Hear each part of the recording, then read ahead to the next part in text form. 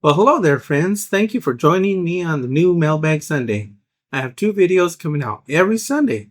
Now, in the mornings, I have my usual upholstery tutorial, and in the afternoons is where you're going to see the Sunday Mailbag.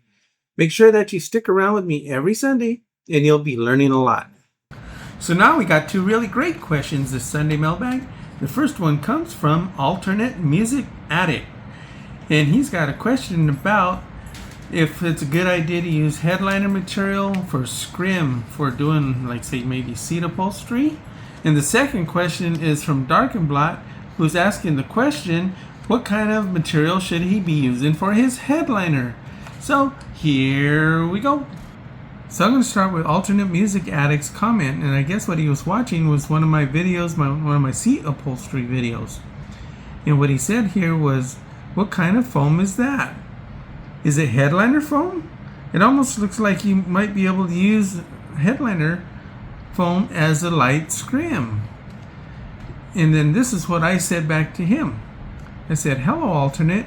I only use scrim-backed foam for upholstery items. Using headliner seems like a good idea, but you never use that for upholstered items. The problem is, the foam disintegrates in a short time and leaves a real mess. I have seen plenty of times when redoing work for customers, people take the shortcut, but never get to see the result after a few short years later. So I would have to say that in the past decades that I've been doing this work, several times I've seen that before, where people they'll take that shortcut and they'll have headliner material and they use it for seat foam. So you know what's happening when it gets to me several years later, what I'm doing is I'm cleaning up a huge mess. So usually what happens is the seat cover, it'll feel like really baggy and there's no more foam in it anymore. So when I go to take it apart, all the foam just drops right out of the cover onto the table and it leaves a huge mess.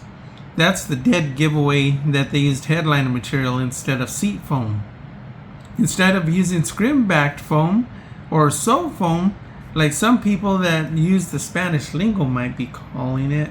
I never knew it as Sofoam, but I guess that's a thing out there. There's a lot of people calling it Sofoam. Never even heard that before. But you know, it all depends on what background you're at and what you've heard it called. So of course you're going to call it what you've heard it called. And I've always heard it called scrim. And that's what I order it from my supplier as. I don't ever order my materials as Sofoam from my supplier. And it's not listed on their website as Sofoam. It's listed as scrim. So now that I got that off of my chest. So have you ever used headliner material for scrim or Sofoam? Let me know in the comments down below if you ever have done that and what's your experience with that. Is it a good experience or not? I guess you wouldn't know because you made the seat cover while it was still new. You never got to see it down the road when it fell apart. So what's my official take on this? Well, I would have to say don't do it. You know, especially if you have a paying customer, don't do it. Just get the right stuff. Do it right the first time. Learn from other people's mistakes. If you find value in my upholstery tutorials, now is an easier way to contribute to my YouTube channel. Buy a coffee by scanning this QR code now. Thank you. Now let's move on to Darkenblot's comment, and he commented from the video, Car and Truck Headliner Repair for Beginners. So what he said was, hello, great job. Thank you. I'm planning on redoing the headliner of my car to match the color of the new interiors and of the new upholstery that I applied myself. I was going to reuse the remaining fabric of the upholstery. Do you think that it's a problem, or should I just get the proper headliner tissue? So, this is what I had to answer to him. I said, hello, Dark. Thank you so much for saying so. I believe that using proper headlining material is the best for headliners, as it had the right stretch properties for all of the concave and convex shapes that you might encounter. If your fabric has the stretch and is thick enough so that the glue does not soak through, it might work out for you. So I guess you could always say, well, just give it a try. You know, I don't know what material he has on hand, but you know, if it's got that stretch, because you know, a headliner, you have those inside corners like this and around your sun visors and your console, and sometimes you have outside corners, but mostly inside corners like that.